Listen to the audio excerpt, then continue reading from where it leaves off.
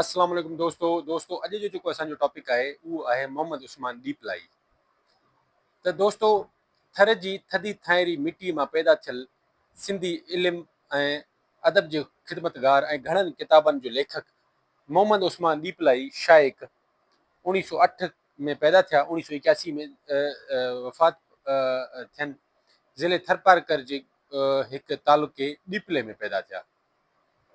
त दोस्तों, बहैसियत नाविल निगार, सिंधी अदब में जेतिरा नाविल मोहम्मद उस्मान डीपलाई लिखिया आहिनि या तर्जुमो कया आहिनि, उन जो मिसाल न अॻु मौजूदु हुयो न हींअर।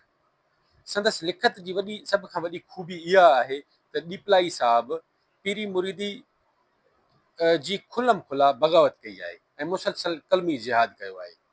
नकली मुर्शिदनि जे पोयां अहिड़ो त हथ धोई पइजी वियो आहे जो संदन ॾाढ़ी, ॿांह, कंध, क्याड़ी, टोपी ऐं कुहाड़ी वग़ैरह ते बि कलम खयऊं। त दोस्तों, संदन नाविल सांगड़, मीना बाज़ार, नाविल कहिड़ा आहिनि? सांगड़, मीना बाज़ार, आज़ादी जी जंग, जापानी गुडी, अमड़, नूर तौहीद ऐं ॿिया केतिरा ई अची वञनि था। त दोस्तों, इन में जेको सांगड़ नाविल आहे इहो ॾाढो मशहूरु नाविल आहे। सांगड़ नाविल जेको आहे उहो हुर मुजाहिदनि जी स्ट्रगल ते आहे। हुर मुजाहिदनि जी जेका जदोजहद आहे, हुरनि जी जेका पीर साहब पगारे पीर सबक़तुल्लाह शाह जी जेको आहे क़यादत में जेका अंग्रेज़नि जे ख़िलाफ़ जेको हुरनि जेका जदोजहद कई, उन्हनि जे बहादुरी जा जेके दास्तान आहिनि उहे सांगड़ नाविल में ॾिनल आहिनि। त हिकु मशहूरु नाविल आहे, इहो पढ़णु घुरिजे। अच्छा, सिंधी नाविल संदसि नावलनि जूं खूबियूं, संदसि नावलनि में समाजी ऐं मुआशी मसइलनि जो अवतार आहे। संदसि नावलनि में तरक़ी पसंदि लाड़ा, मुसलसल जदोजहद, ॾमर, ॾाढ ॾमर ख़िलाफ़ आवाज़ बुलंद करणु ऐं सूरनि जी सुरियाई बयानु करण जा लाड़ा मिलनि था। त दोस्तों, इहो संदसि नावलनि जो जेको आहे माना नाविल जा जेके उन्हनि जा टॉपिक इहे आहिनि।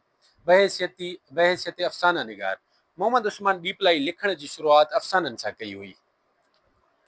संदसि पहिरियों अफ़सानो चंड सोणो या इंसान 1930 में शाया थियो, पर मजमूअनि जी सूरत में सिर्फ़ गुलशन इबरत ऐं गुलिस्तान इबरत शाया थिया। संदसि कहाणियूं फ़नी तौर भले कमज़ोर हुजनि, पर मक़सदी कहाणियूं आहिनि।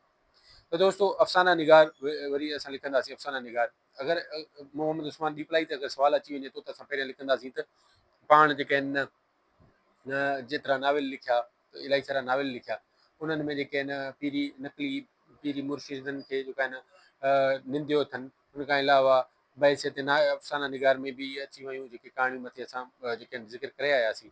बहैसियत ड्रामा निगार, संदसि ड्रामनि में बि सिंधी संदनि नावलनि वांगुरु इस्लामी ऐं तारीख़ी मौज़ू, समाजी बुरायूं, मीरनि पीरनि ख़िलाफ़ बग़ावत जो रुझान मिले थो। ॿोली आसान ऐं सादी आहे। संदन ड्रामा शाहिदी, कोर्ट, नाटक, डॉक्टर, सचाई जी मूड़ी, पंचायती पदमणी, कांग्रेसी ॼार, आज़ादी चूंड, बेवक्ती बांग वग़ैरह शामिल आहिनि।